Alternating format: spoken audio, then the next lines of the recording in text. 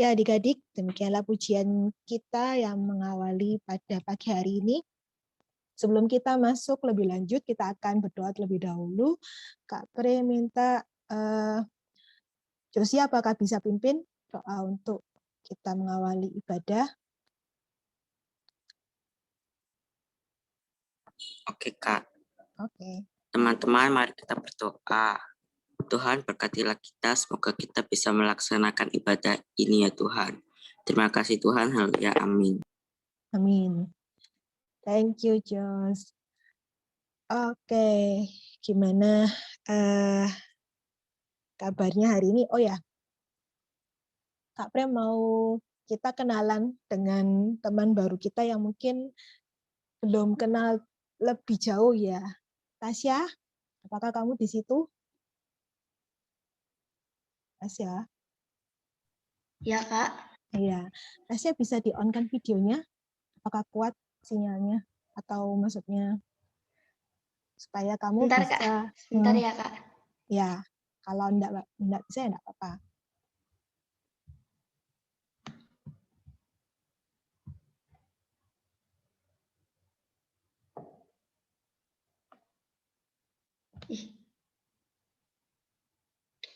Aduh. Enggak bisa, enggak apa-apa kok, Sya. Lemot, Kak. Ya, enggak usah. Ya, oke sih. Enggak apa-apa, enggak usah. Nah, ya. Tasya, kita kan belum kenalan lebih lanjut nih. Teman-temanmu yang di ruangan Zoom ini juga belum kenalan lebih lanjut.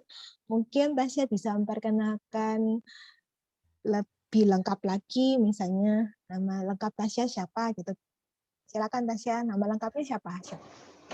Natasha Putri Pratama Ismaja. Natasha Putri Pratama Ismaja. Sekarang Tasya kelas berapa nih? Kelas 6 mau naik SMP. Mau naik SMP ya, berarti sama dengan Josia nih. Josia juga sama-sama nanti mau naik SMP. Sekarang Tasya bersekolah di mana? Di sana Pacar Keling. Pacar Keling ya? Ya. Tapi ini masih daring kan? Mas udah libur tapi. Libur. Ya. Oh, sudah libur. Oh ya sih sudah ujian ya? Sudah. Oke. Tasya ada saudara? Kamu punya saudara tidak? Kakak atau adik? Atau anak tunggal? Aku anak tunggal. Oh, anak tunggal. Ya. Nah, sekarang apa lagi ya?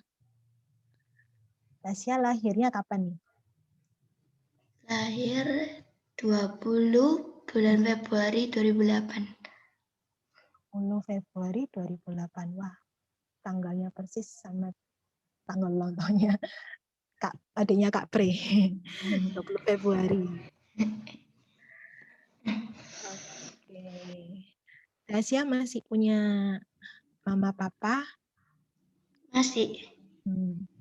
Oke.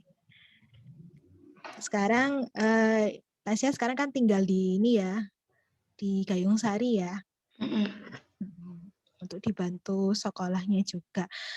Rencana SMP mau di mana? Sudah ditentukan? Nggak tahu, kalau nggak SMP 36, kalau nggak Bayangkari. 36 itu di mana ya? Aku juga nggak tahu. Kak B juga nggak hafal 36 di mana. Mungkin ada yang tahu 36 di mana, teman-temanmu? Kalau enggak di Bayangkari sini ya. Iya. Oke. Tasya, kalau dalam pelajaran lebih suka pelajaran apa nih? Lebih suka pelajaran apa ya? Apa pelajaran yang kamu kuasai? Kalau aku sih suka IPA. Suka IPA, oke. Jadi mungkin nanti bisa SMA-nya sih penjurusan ke IPA. Iya, apalagi teman-teman yang lain ada yang mau tanya nih sama Tasya?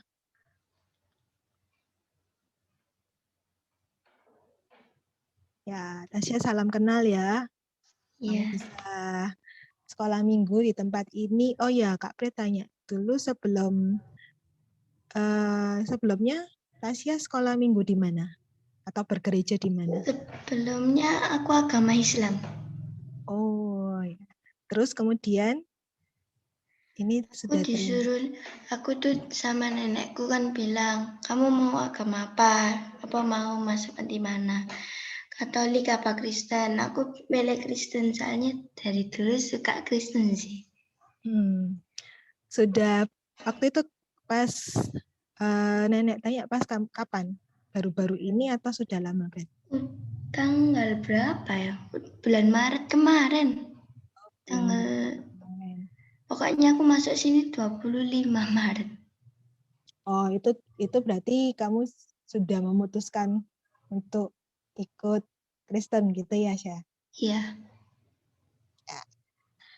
Ya, kita sama-sama bertumbuh ya, Syah.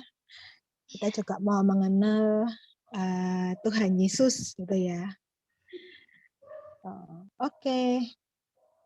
Teman-teman yang lain, adik-adik yang lain, apakah ada yang mau bertanya? Kita akan bantu Tasya, teman kita yang baru ini untuk lebih mengenal Tuhan ya. Ya sama juga teman-temanmu di sini juga mau bertumbuh di dalam Tuhan. Ya, kita akan menaikkan satu pujian lagi. Judulnya Kasihnya Seperti Sungai. Ya.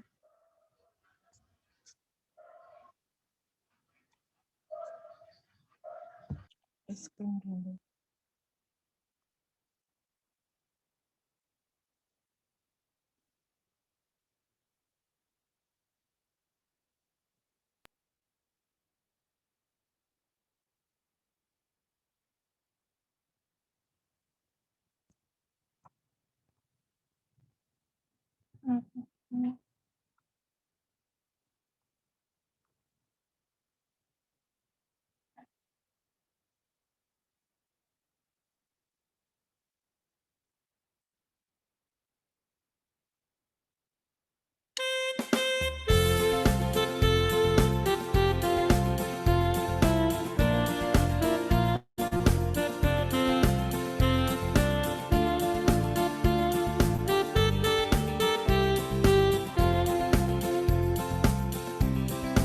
Kasihnya seperti sungai, kasihnya seperti sungai, kasihnya seperti sungai di hatiku. Mengalir di waktu hujan, mengalir di waktu panas, kasihnya seperti sungai di hatiku.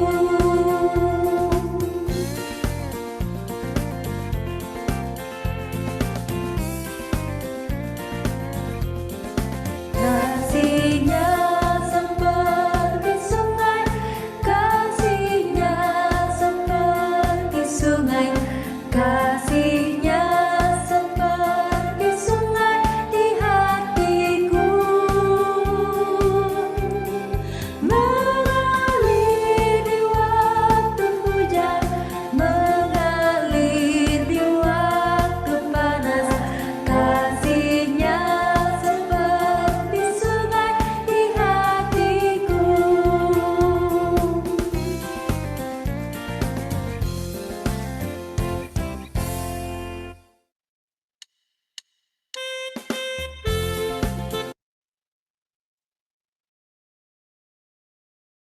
Ya, kasih Tuhan itu seperti sungai yang mengalir di waktu hujan dan panas ya di setiap musim. Nah, adik-adik kan dari sini mungkin ada yang mau menyaksikan kasih setia Tuhan, sharing ya. Kita harus belajar untuk menjadi kesaksian nih bagi sesama kita. Apa sih yang sudah Tuhan telah perbuat di dalam kehidupan kita? Dari hal-hal kecil yang mungkin kalian sadari, kalian bisa ceritakan kepada kita di sini. Yuk, silakan. Kalau ada yang mau cerita, bersaksi, itu pasti bagus. Kak Pre kasih kesempatan, silakan ya.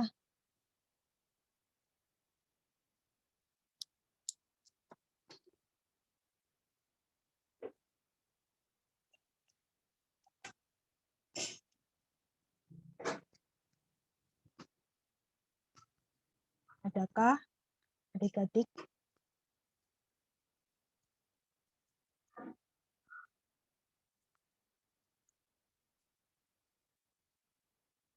Gimana? Jesselyn, mungkin Josia, Ciara, Monik, Kristi, atau mungkin Tasya bisa juga cerita sedikit tentang kehidupannya ya. Gimana yang lain?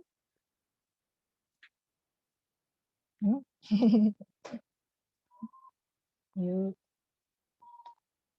Kita harus mulai belajar nih, berani untuk cerita. Udah?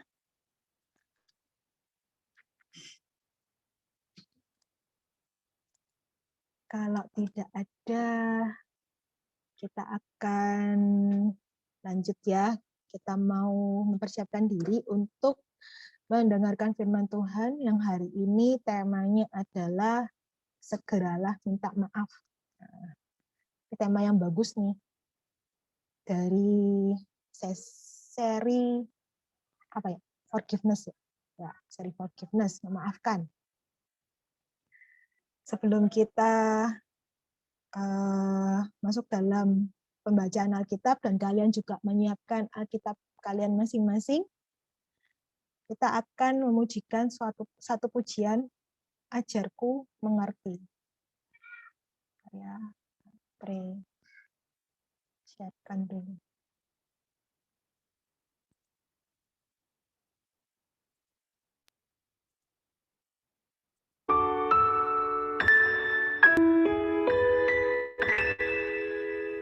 Bapakku datang kepadamu, ucap syukur atas kebaikanmu. Sekarang ku buka telingaku, ku mau dengar suaramu. Biar ku mengenalmu lebih dalam, lebih dekat. Bapa, ajarku mengerti tentang isi hatimu.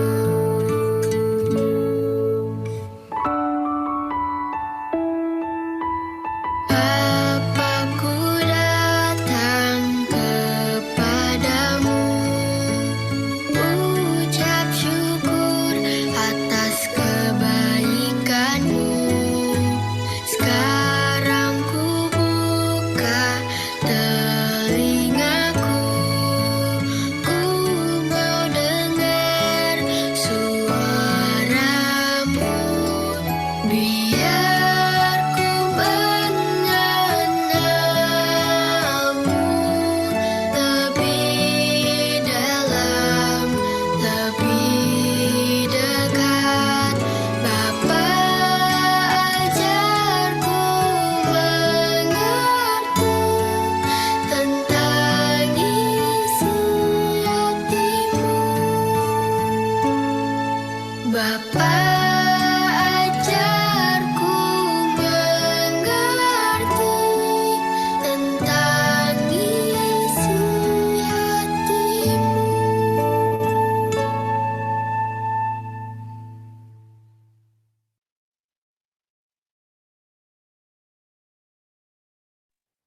Ya, Kak Pre minta Kiara bisa mimpin doa untuk kita masuk firman.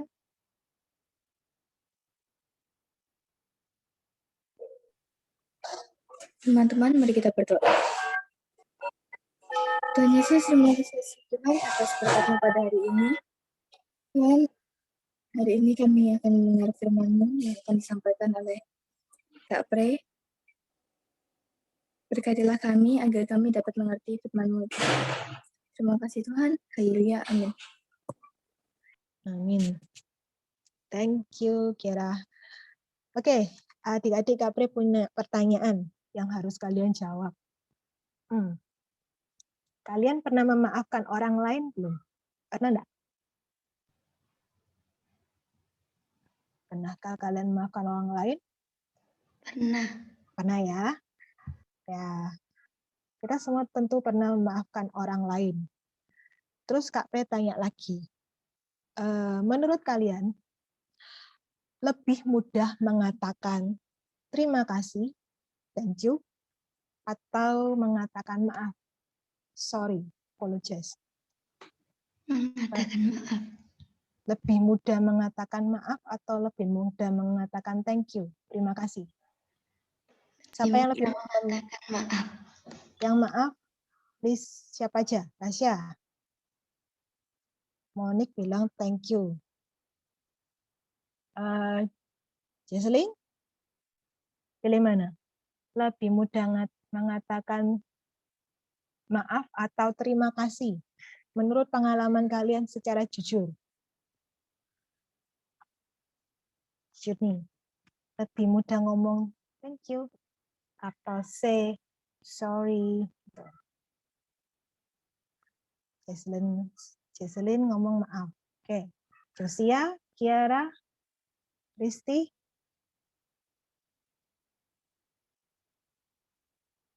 Ya. Mana yang lebih mudah? Kak Tasya bilang lebih mudah maaf. Lebih mudah thank you, kata Risti. Ya. Kiara, thank you. Oke. Ya, berarti berapa orang yang mengatakan, lihat perbandingannya. Katanya ada berapa? Yang mengatakan terima kasih ada 3. Yang mengatakan maaf lebih mudah itu ada 2 orang. Ada tinggal siapa nih yang belum? Isti, Tasya, Kirana, Josia tadi bilang apa, Jos? Kamu lebih milih bilang thank you ya? Ya, jadi banyak yang mengatakan lebih mudah ngomong thank you, lebih sering ya, lebih mudah dan lebih sering mengatakan thank you daripada ngomong maaf, sorry gitu ya. Sekarang, bagi yang telah mengatakan maaf, ini pertanyaan untuk yang telah tadi jawabnya yang maaf yang lebih mudah ya. Nanti yang ngomong thank you juga dapat pertanyaan sama. Bagi tadi siapa? Tasya dan Kirana. Jika menurut kalian lebih mudah mengatakan maaf, sekarang pertanyaannya adalah lebih mudah minta ampun atau minta maaf itu kepada Tuhan atau kepada orang lain, atau orang yang kita yang ada hubungan yang punya kasus kepada kita ya. Ayo, lebih mudah kita minta maaf kepada Tuhan atau kepada orang tersebut ya, atau orang lain.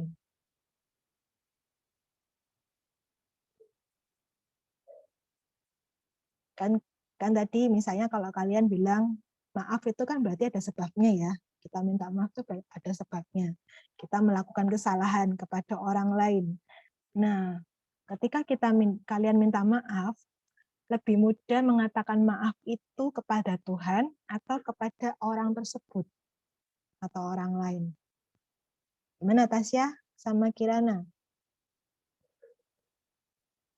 Ya, lebih mudah ngomong maaf atau minta ampunnya itu kepada Tuhan atau kepada orang lain?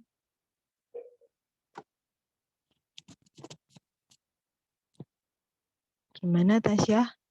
Dua-duanya, Kak. Dua-duanya. Mana yang lebih dulu kamu lakukan? Biasanya pertama. aku ke temanku dulu baru. Oke, ke temanmu yang kamu lakukan kesalahan ya. Iya. Kalau Kirana, dua-duanya juga. Dua-duanya yang mana dulu? Yang mana dulu yang kamu do first? Pasti dua-duanya lah. Yang mana dulu? Kamu milih minta ampun sama Tuhan dulu atau minta ampun atau minta maaf ke temanmu?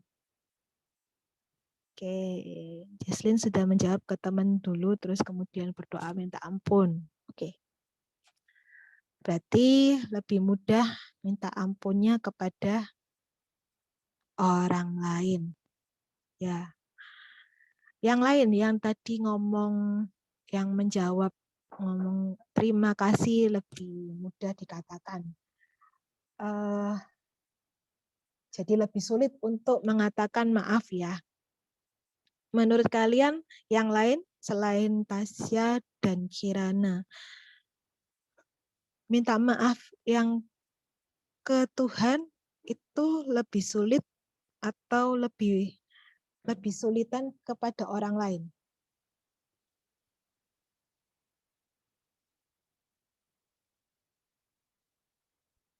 Pertanyaan sama, kalian lebih sulit mengatakan maaf kepada, minta ampun kepada Tuhan, ya kalau ke Tuhan pasti minta ampun. Kalau kepada orang lain pasti ngomongnya maaf ya, gitu ya. Lebih sulit mana? Oke, ada yang sudah menjawab, mengulik ke orang lain. Kiara sama-sama sulitnya. Ya. Yang lainnya Jos. Tinggal Jos sama Risti. Ya, Risti. Orang lain lebih sulit. Oke.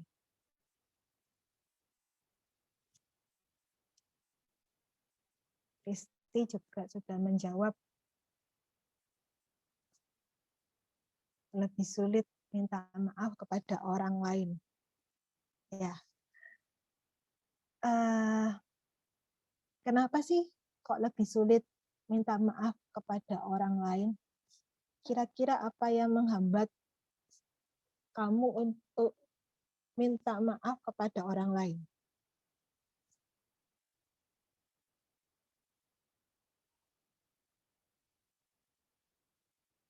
Kenapa sih lebih sulit minta maaf kepada orang lain ketimbang ngomong minta ampun kepada Tuhan? Yo, kira-kira kenapa ya?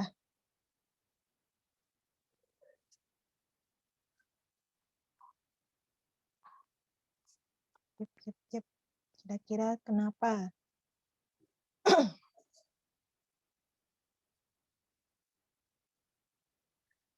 Kenapa sih kalau sudah berbuat salah itu anggapannya begini ya, kalau kita berbuat salah tuh akhirnya langsung kita ngeles gitu. Itu kan berarti sulit minta maaf pada orang lain ya. Pura-pura nggak tahu gitu ya. Nah, itu kan yang ya mesti bilang gengsi. Gengsi dong. Kalau kita pernah berbuat salah, mungkin pernah merasa nggak usah pura-pura nggak tahu lah.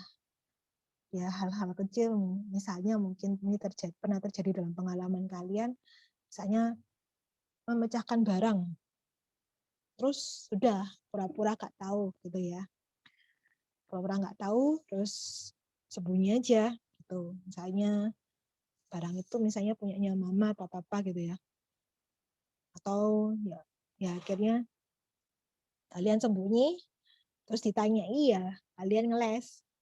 Ya, nggak tahu, nggak mau tahu, atau mungkin kalian jawab, aku nggak tahu siapa yang mecahin gitu ya. Berarti kan ada perasaan takut, ya, ada perasaan takut kalau ketahuan, dan gengsi itu pun juga akhirnya jadi semacam topeng untuk kita bisa untuk mengaku kesalahan, ya. Itu juga bisa jadi. Ya, adik-adik, hari ini kita akan belajar tentang maaf, ya, tentang maaf, ya. Dari 3 tokoh dalam Alkitab yang akan kita baca hari ini. Ya, siapa aja tokohnya? Tokohnya itu adalah Nabi Nathan, Raja Daud, dan Tuhan. Nah, ayo kita membuka Alkitab kita di 2 Samuel 12. 2 Samuel 12 ayat 1 sampai 14. 2 Samuel 12 ayat 1 sampai 14. Let me share you. Oke.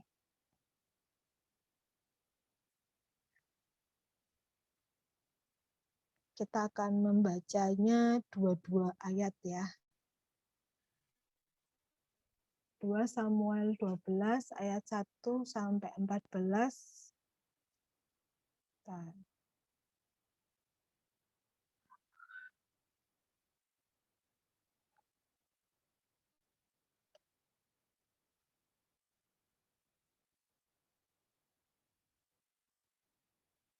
Akan Kak Pre baca duluan, ayat 1, 2, kemudian dilanjutkan Jesslyn, Josia, Kiara, Monik, Risti, dan Tasya.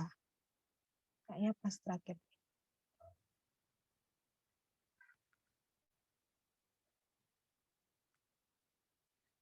Oke, Kak Pre mulai ya. Dengan judulnya Nathan memperingatkan Daud sehingga Daud menyesal. Tuhan mengutus Nathan kepada Daud. Ia datang kepada Daud dan berkata kepadanya, ada 2 orang dalam suatu kota, yang seorang kaya, yang lain miskin. Si kaya mempunyai sangat banyak kambing domba dan lembu sapi. Si miskin tidak mempunyai apa-apa, selain dari seekor anak domba betina yang kecil yang dibeli dan dipeliharanya. Anak domba itu menjadi besar padanya bersama-sama dengan anak-anaknya. Makan dari suapnya dan minum dari pialanya. Dan tidur di pangkuannya seperti anak perempuan baginya. Pada suatu waktu orang kaya itu mendapat tamu dan ia merasa sayang mengambil seekor dari kambing dombanya atau lembunya untuk memasaknya bagi pengembala yang datang kepadanya itu. Jadi ia mengambil anak domba betina kepunyaan si miskin itu dan memasaknya bagi orang yang datang kepadanya itu.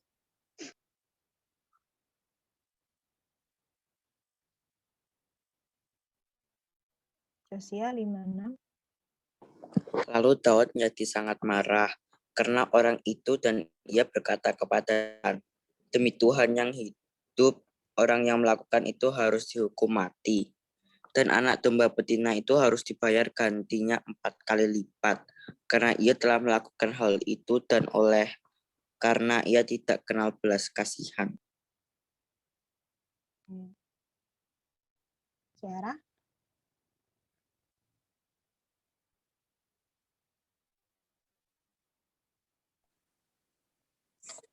Kemudian berkatalah Nathan kepada Daud, engkaulah orang itu. Beginilah firman Tuhan, Allah Israel. Akulah yang mengurapi engkau menjadi raja atas Israel, dan akulah yang melepaskan engkau dari tangan Saul. Telah kuberikan isi rumah tuanmu kepadamu, dan istri-istri tuanmu ke dalam pangkuanmu. Aku telah memberikan kepadamu kaum Israel dan Yehuda, dan seandainya itu belum cukup, tentu kutambah lagi ini dan itu kepadamu. Mengapa engkau menghina Tuhan dengan melakukan apa yang jahat di matanya? Uria orang Het itu kau biarkan ditewaskan dengan pedang. Istrinya kau ambil menjadi istrimu, dan dia sendiri telah kau biarkan dibunuh oleh pedang Bani Amon.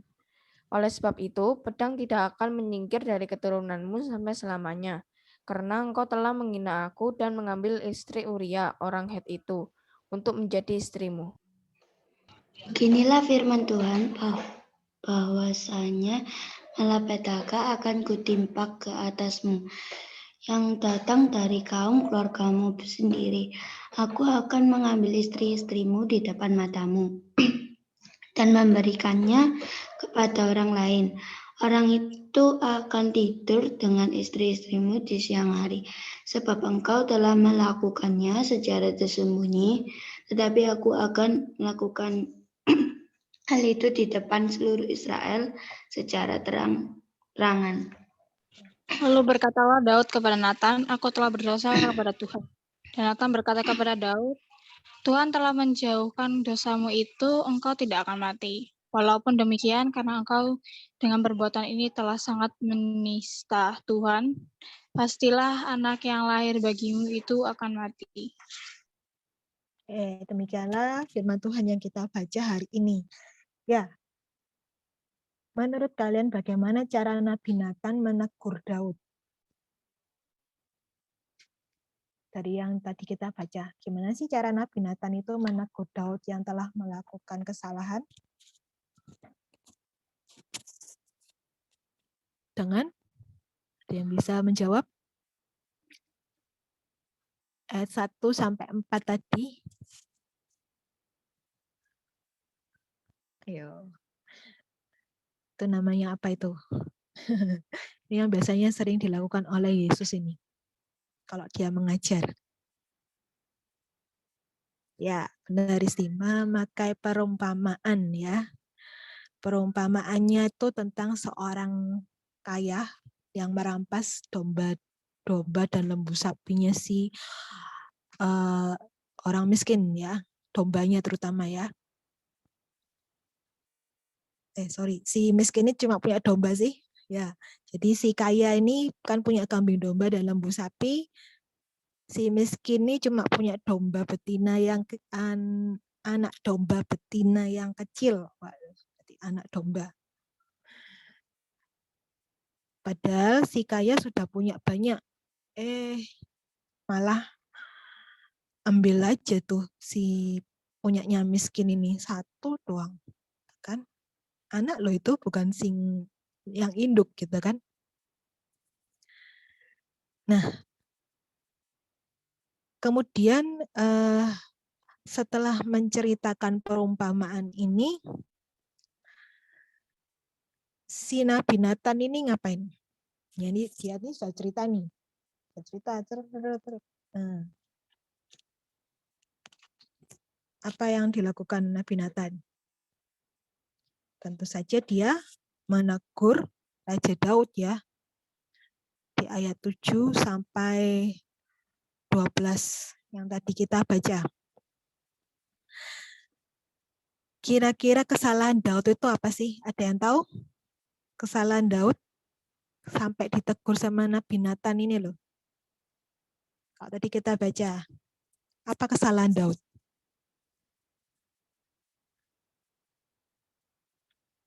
Ada yang bisa menjawab?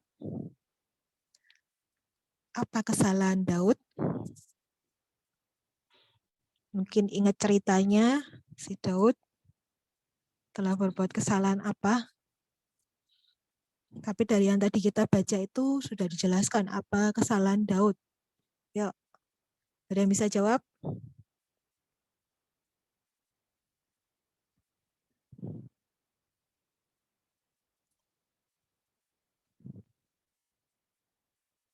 Apa kesalahan Daud? Kiara, mengambil istri orang. Oke.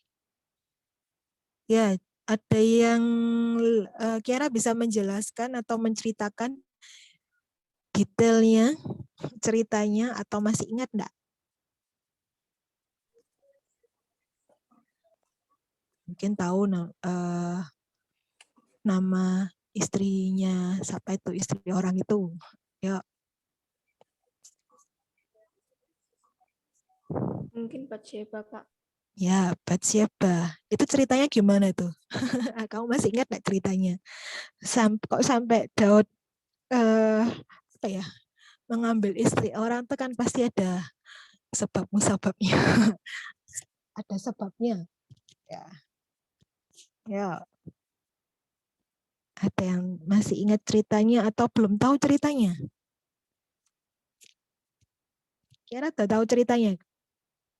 Sudah pernah dengar Lupa, Kak. ceritanya? Lupa. Belum Ya, Kak, kayaknya belum ya. Kenapa sih kok kok Batsheba itu diambil ya? Ceritanya tuh waktu Raja Daud ya. Ini kalau kalian baca di pasal sebelumnya itu. Jadi Daud itu ketika lagi santai ya, sedangkan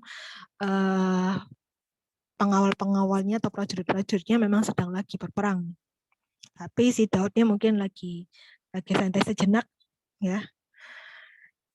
Ketika Daud ini bangun, jadi kan di istana atau rumah atau pokoknya bagian atas di sotoh istana, bagian atas istana, di mana dia bisa melihat seluruh tempat ya di kerajaannya.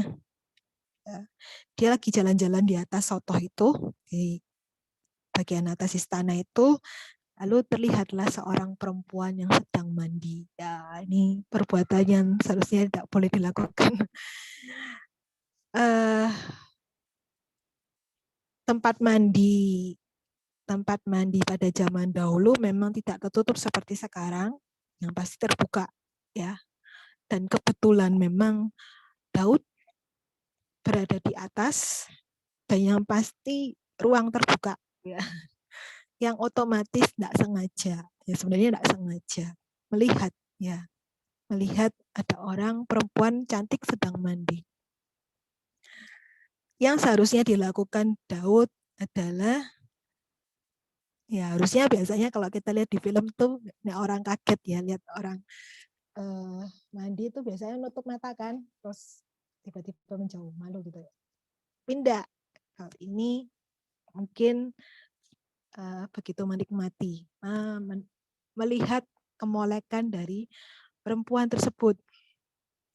Nah, tapi Daud tidak tahu siapa perempuan tersebut itu. Lalu dia menyuruh pegawainya, coba sih cari tahu siapa sih perempuan itu, gitu kan. Nah, setelah orang itu cari tahu, oh ternyata perempuan itu bernama Batsheba. Dan Batsheba ini adalah istrinya Uria, orang Het itu. Ya. Uria itu termasuk bagian dari apa ya? Panglima atau bagian dari ya, panglimanya Daud lah istilahnya. Tentaranya Daud. Nah, adik-adik biasanya kalau ya orang yang istilahnya orang benar ya.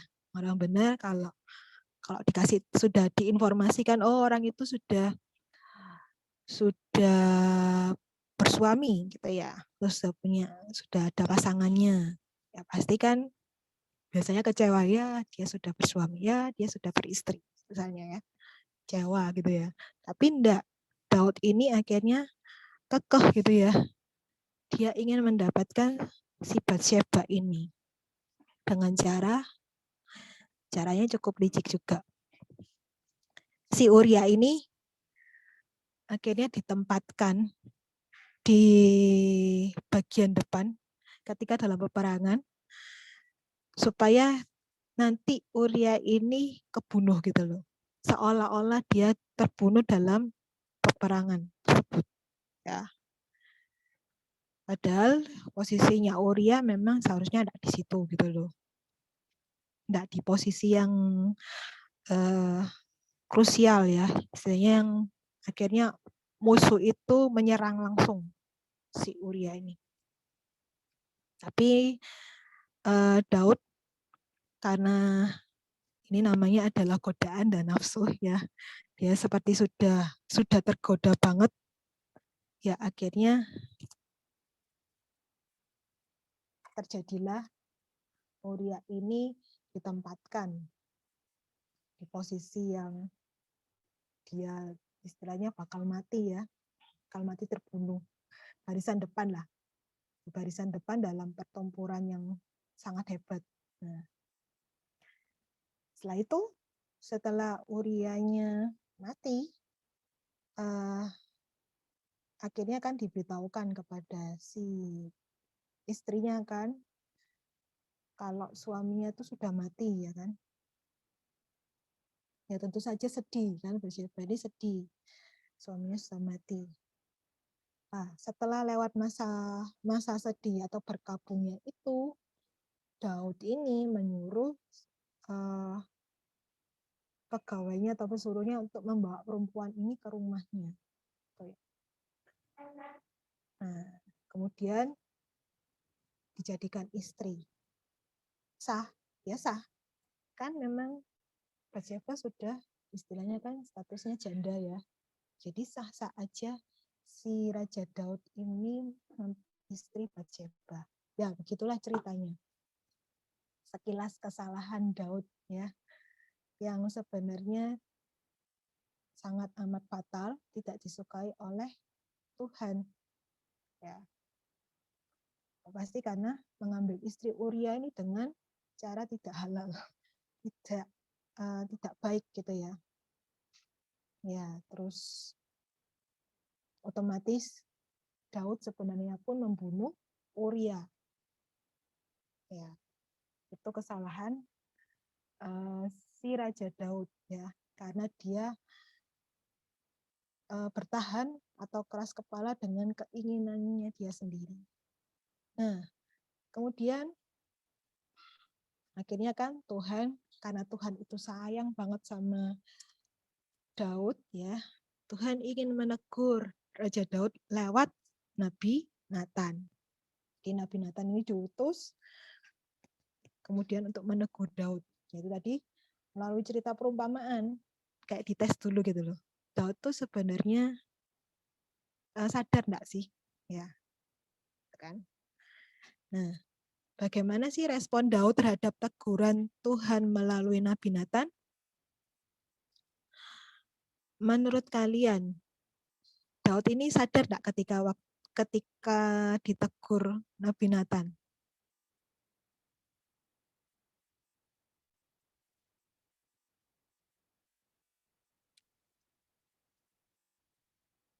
Ketika Nabi Nathan ini cerita tentang perumpamaan orang kaya dan orang miskin tersebut, responnya Daud bagaimana? Daud meminta maaf kepada Tuhan, Kak. Ya, enggak. Oke, Daud minta maaf kepada Tuhan itu respon terakhir. Respon Daud ketika setelah diceritain perumpamaan itu gimana? Terhadap ceritanya Nabi Nathan soal orang kaya dan orang miskin itu, ya gimana dia?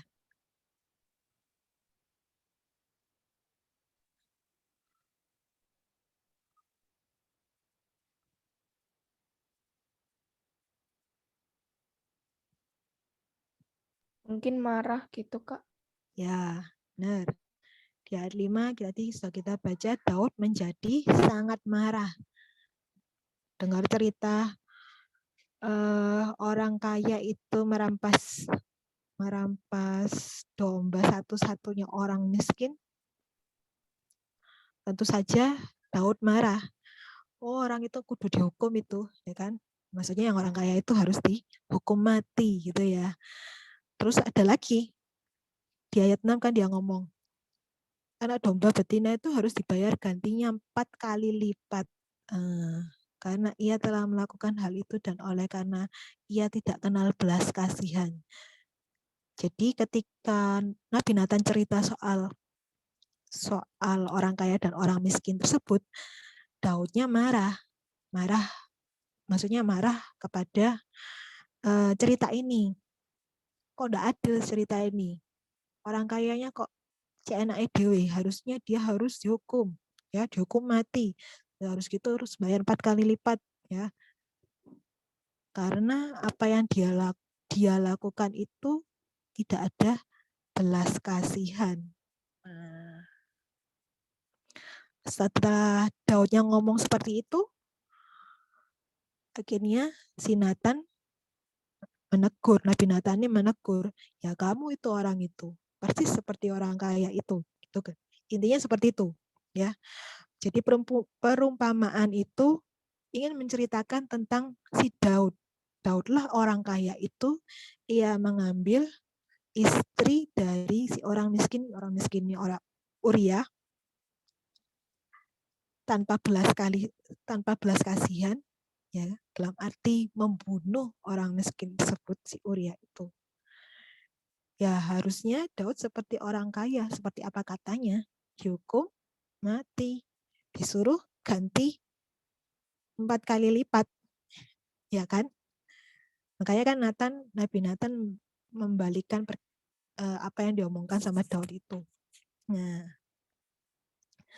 Nabi Nathan juga mengingatkan kepada Daud, kamu itu sudah menjadi raja atas Israel yang sudah diurapi oleh Tuhan. Dan Tuhan itu juga sudah melepaskan engkau dari tangan Saul. Kamu sudah dikasih istana, sudah dikasih istri-istri. Ya, karena Raja Daud punya istri yang banyak. Ya diizinkan sama Tuhan punya istri yang banyak ya. Juga diberikan rakyat kaum Israel dan Yehuda. Banyak sebenarnya yang sudah Tuhan berikan kepada Daud. Nabi Nathan mengingatkan kembali. Enggak kurang-kurangnya gitu loh. Tuhan tuh sudah ngasih. Kok kamu minta istrinya orang lagi gitu kan ya. Kalau istri bukan istrinya orang itu enggak apa-apa. Istrinya orang lagi pakai bunuh lagi, ya kan? Apakah itu tidak namanya menghina Tuhan gitu kan? Melakukan apa yang jahat di matanya? Ya tadi menewaskan Uria, mengambil istrinya, ya kan? Dan kalau kita baca, memang Daud akhirnya minta ampun kepada Tuhan, ya kan? Tetapi Daud pun juga mendapatkan hukuman. Nah, apa ya hukumannya? Ada yang tahu? Hukuman. Kenapa? Anak yang lahir akan mati.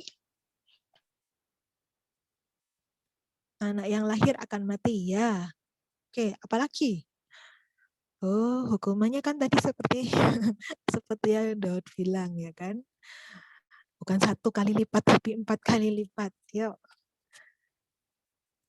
Apa hukuman Tuhan? Konsekuensi apa yang harus dihadapi oleh si Raja Daud ini?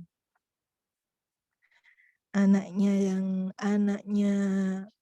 dia dengan Batseba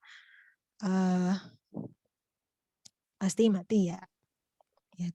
Tuhan tidak mengendaki keturunan dari istri yang diambil secara tidak baik itu. Oke, selain itu apa lagi? Mengambil istri-istri Daud.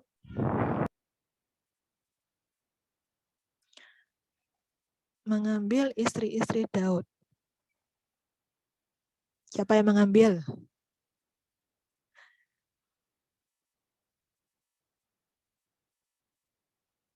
Yo. Apa ya maksudnya ini mengambil istri-istri Daud?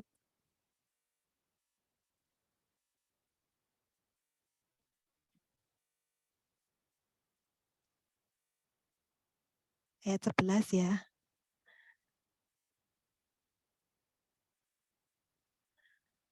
Ya, apa mengambil istri-istri Daud? Mengambil istri-istri Daud berarti sama seperti perbuatan Daud. Dia mengambil Batseba, maka akan ada orang-orang lain yang akan mengambil atau menyelingkuhi, ya, menyelingkuhi istri-istrinya, ya, istri-istrinya yang lain.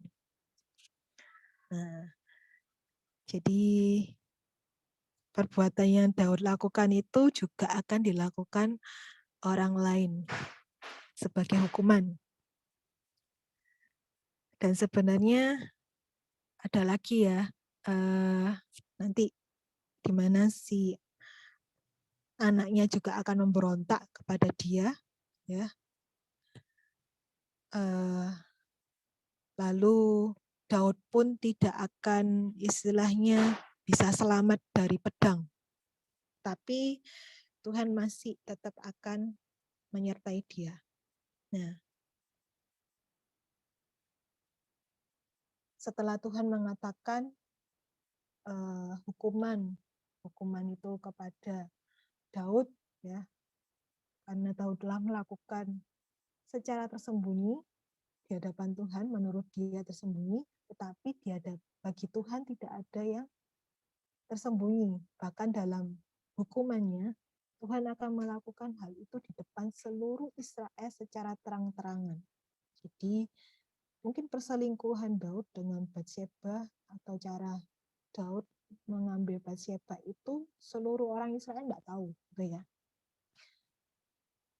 Nah, hukuman yang Daud terima adalah ketika istri-istrinya ini diselingkuhi, itu akan diketahui oleh seluruh rakyatnya Israel secara terang-terangan, dan itu tentu saja akan pasti bikin aib, ya, cerita buruk, cerita aib untuk keluarga kerajaan.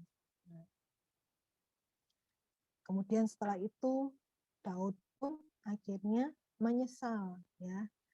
Dia menyesali, minta ampun kepada Tuhan. Dan ya, kalau kita mau baca penyesalan Daud itu ada di Mazmur 51. Mazmur 51 itu adalah penyesalan Daud, pengakuan dosanya Daud. Di mana di sana dikatakan, kasihanilah aku ya Allah menurut kasih setiamu, hapuskanlah pelanggaranku menurut rahmatmu yang besar. Dari pasal 1 sampai 21 itu semua adalah ketika Daud itu melakukan penyesalannya kepada Tuhan. Ya, dia telah berdosa kepada Tuhan.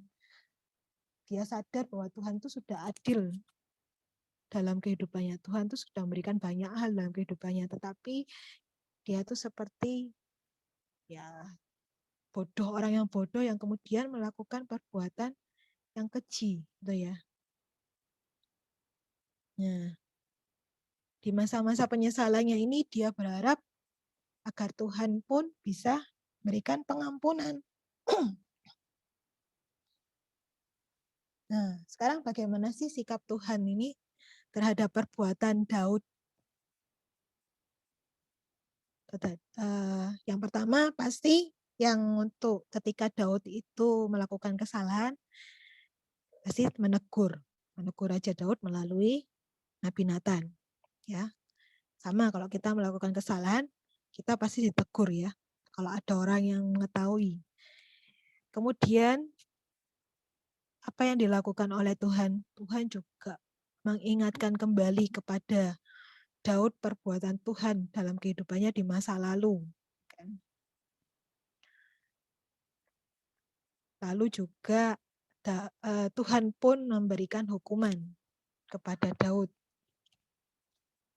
Ya, ini sebagai suatu bentuk konsekuensi, dan Tuhan itu sungguh adil.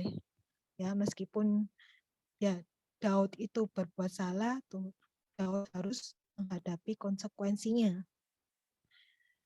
Kita aja sebagai orang, kalau kita melakukan kejahatan, konsekuensinya adalah penjara. Kan hukumannya penjara atau hukuman yang lain, denda yang sangat besar. Nah, itulah yang dilakukan oleh Tuhan, bahwa Tuhan itu sebenarnya juga memaafkan Daud, ya, dan dia juga menyertai Daud, pasti. Walaupun Daud itu harus menghadapi hukuman yang akan dia terima. Nah, apa yang dapat kita teladani sih dari tokoh Daud saat Tuhan itu, saat dia itu melakukan dosanya, dan saat Tuhan itu telah menegurnya. Yang dapat kita teladani adalah yang pertama, kita harus memperhatikan dengan sungguh-sungguh firman Tuhan melalui apa yang kita baca setiap hari. Ya, seperti Daud yang sungguh-sungguh memperhatikan teguran dari Nabi Natan. Ya, seandainya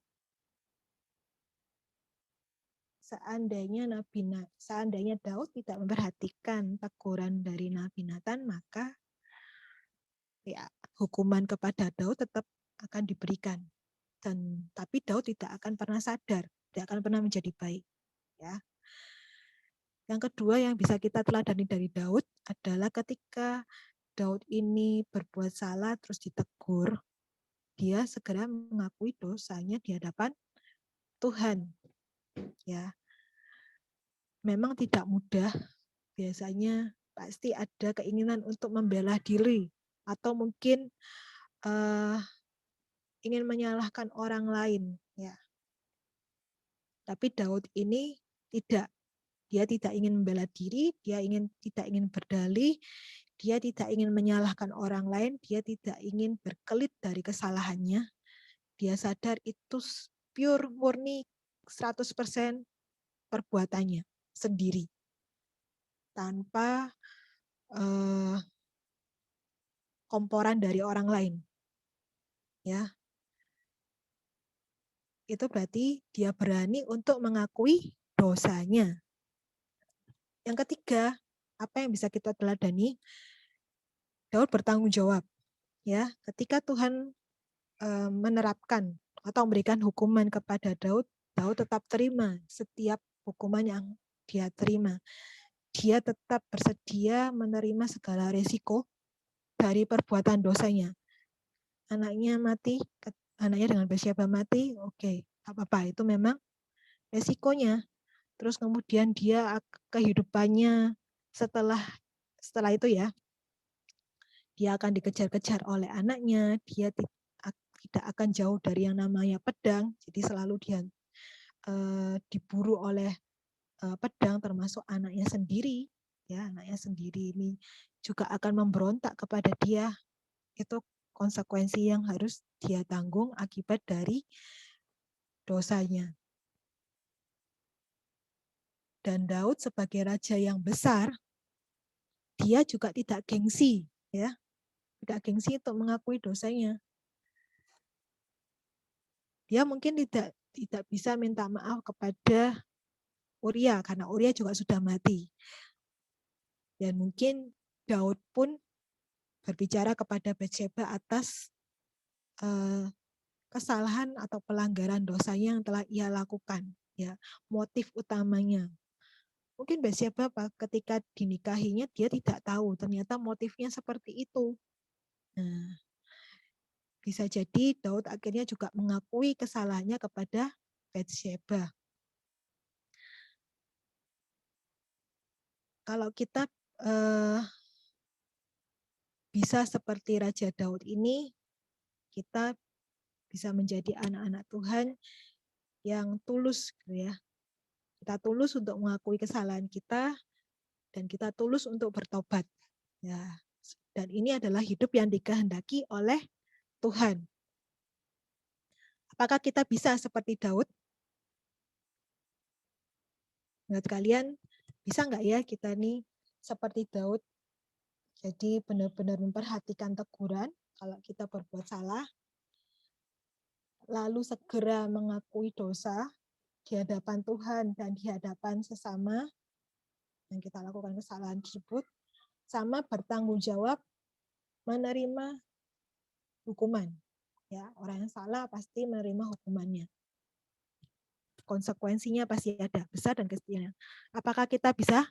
Harus bisa ya. Harus bisa.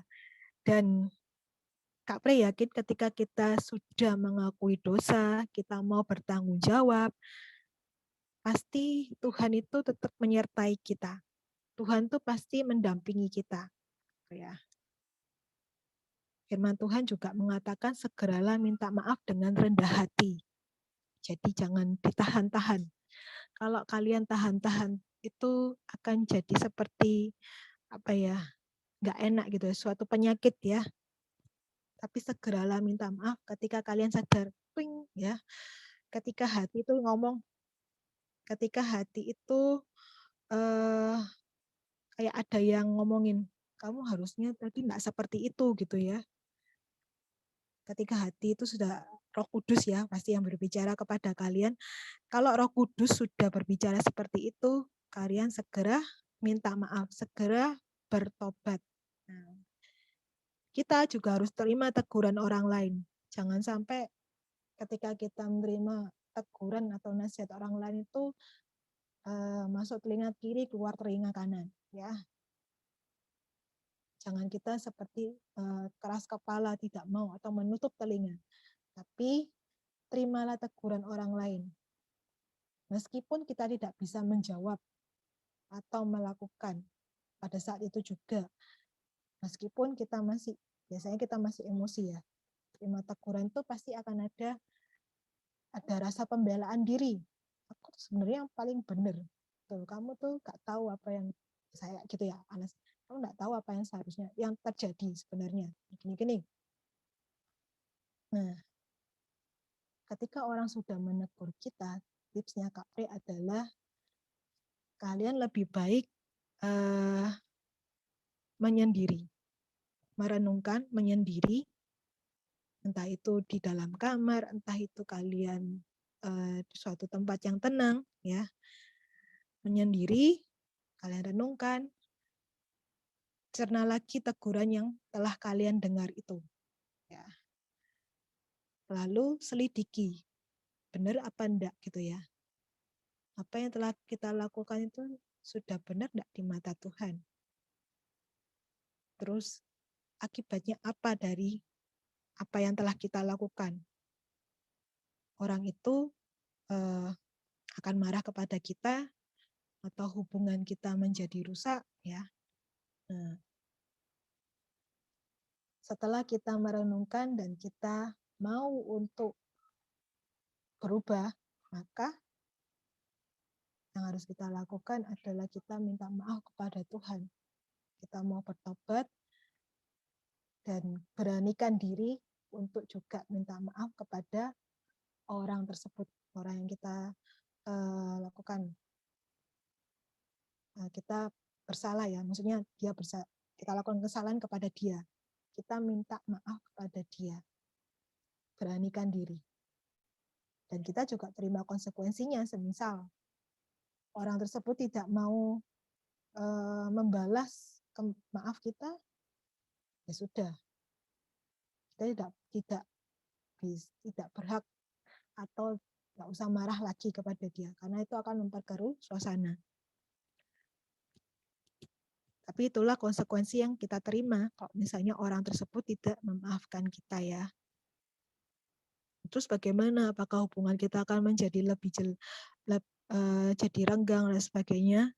Yang kita lakukan adalah tetap mendoakan. Kita berdoa terus.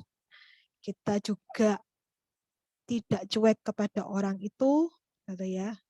Kita tetap bersikap ramah terhadap orang tersebut meskipun feedback-nya atau responnya tidak baik kepada kita, tetapi ketika kita sudah minta maaf, tentu saja hati kita akan menjadi lega, ada rasa kedamaian, meskipun belum tuntas karena akibat dari kesalahan kita. Tetapi jika responnya lebih baik lagi, misalnya orang itu menerima maaf kita, bersyukurlah bahwa hubungan kita juga dipulihkan, ya, dapat diperbaiki gitu ya. Nah, jadi kita juga harus terus, kalau kita masih belum berani untuk minta maaf, kita juga berdoa kepada Tuhan untuk memberanikan diri, ya, tidak menunggu orang lain untuk menunjukkan kesalahannya, meskipun dia memang ada salahnya gitu ya. Jadi sama-sama salah gitu ya. Jadi gengsi itu dalam arti aku enggak mau minta maaf dulu sebelum dia minta maaf, toh dia juga salah, gitu kan. Nah, tapi kita harus berani untuk minta maaf duluan. Orang yang minta maaf duluan itu adalah orang pemenang. Dia lebih gentle dan dia lebih berani. Ya, adik-adik. Ya, itulah pelajaran kita pada hari ini. Segeralah minta maaf ketika kalian telah melakukan kesalahan. Boleh minta maaf duluan kepada orang tersebut, boleh minta maaf duluan kepada Tuhan. Tetapi lakukanlah dua-duanya. Kita akan buka 1 Yohanes 1 ayat 9 sebagai penutup. 1 Yohanes 1 ayat 9.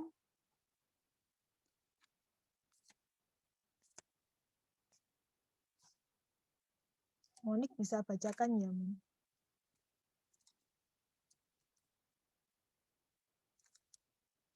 1 Yohanes ya, 1 Yohanes yang kitab yang paling akhir.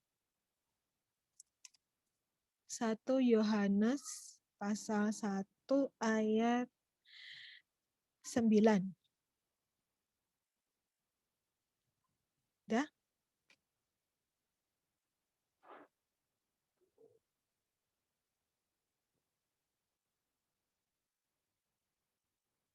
Mon, sudah dapat, Mon?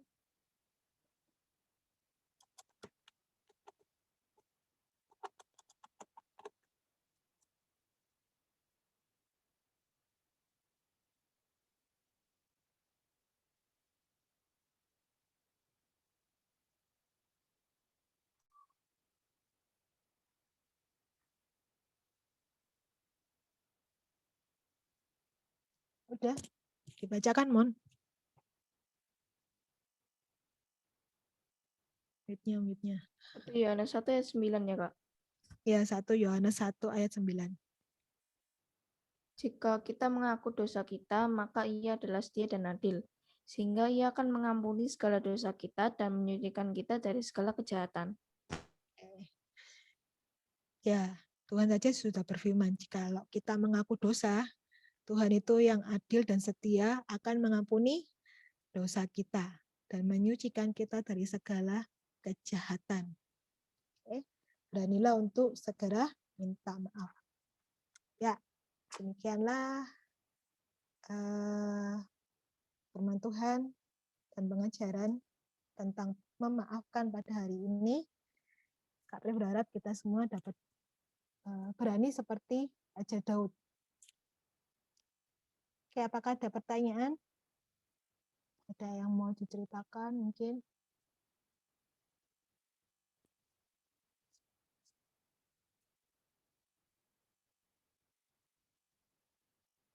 Kalau tidak ada, kita akan menutup sekolah minggu atau ibadah anak ini dengan satu pujian. Tuhanku bila hati kawanku. Ya, sebentar Kak Pri akan share.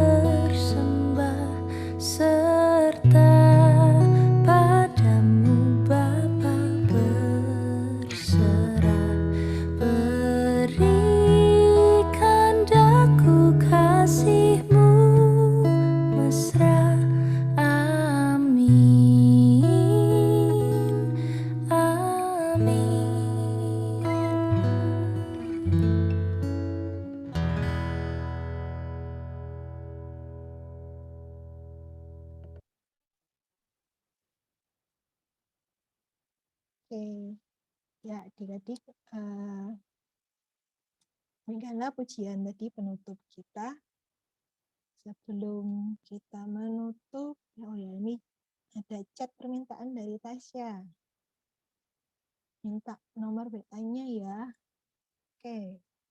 Teman-teman boleh memberikan nomor WA kalau ada yang punya WA kepada Tasya. Silakan. Supaya kita bisa jadi teman barunya.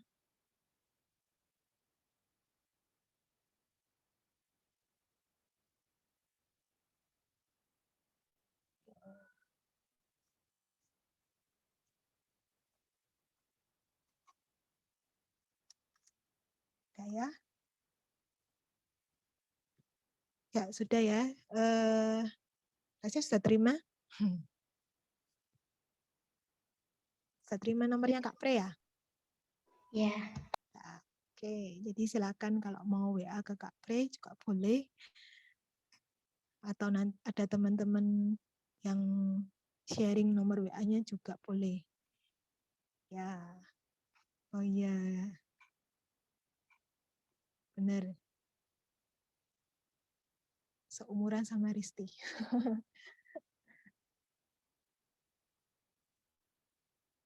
Ya, kita akan menutup sekolah minggu ini, kita akan berdoa.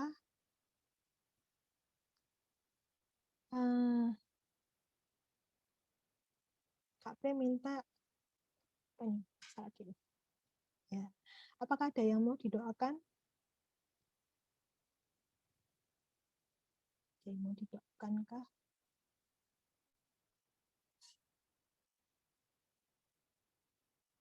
Sekolah mungkin, atau mungkin ada yang ingat, ada yang sakit di keluarga, bisa kita doakan sama-sama.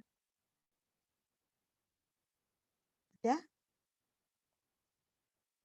Kalau tidak ada, kita akan berdoa ya. Kak Pre akan pimpin. Mari kita berdoa. Tuhan, kami mengucap syukur kepadamu atas hari ini kami boleh beribadah meskipun lewat daring. Tuhan, kami masih belajar untuk kami dapat memaafkan. Baik kami belajar untuk bisa minta maaf kepada orang lain, juga kepada Engkau Tuhan. Tuhan tolong kami agar kami dapat berani melakukan tersebut meskipun itu sangat sulit dan tidak mudah. Tapi kiranya Roh Kudus-Mu yang memimpin kami untuk kami bisa terus meminta maaf ketika kami melakukan kesalahan. Agar kami dapat menyadari bahwa kasih-Mu, perbuatan-Mu itu sungguh besar dalam kehidupan kami. Agar kami dapat menyadari juga bahwa kami pun harus dapat mempertahankan hubungan yang baik dengan sesama kami. Terima kasih Tuhan, ampunilah kami ya Bapa, jika kami masih terus melakukan kesalahan-kesalahan yang telah mendukakan hati-Mu, mendukakan Roh Kudus-Mu, dan juga mendukakan sesama kami. Ampuni kami ya Bapa. Terima kasih Tuhan, kami juga akan melakukan aktivitas kami selanjutnya bersama dengan keluarga kami. Kami mohon penyertaan-Mu. Kami berdoa dan mengucap syukur. Haleluya. Amin. Oke. Selamat hari Minggu. Kita akan jumpa kembali di minggu depan ya. Sampai jumpa kembali. God bless you all. Monik, Tasya. Jesselyn, Risti, bye. Joyce. Bye. Ki. Terima kasih, Kak. Bye, Seba. Nanti kalau Seba terlambat bisa klik di YouTube-nya Kak Pri. Oke, bye semuanya.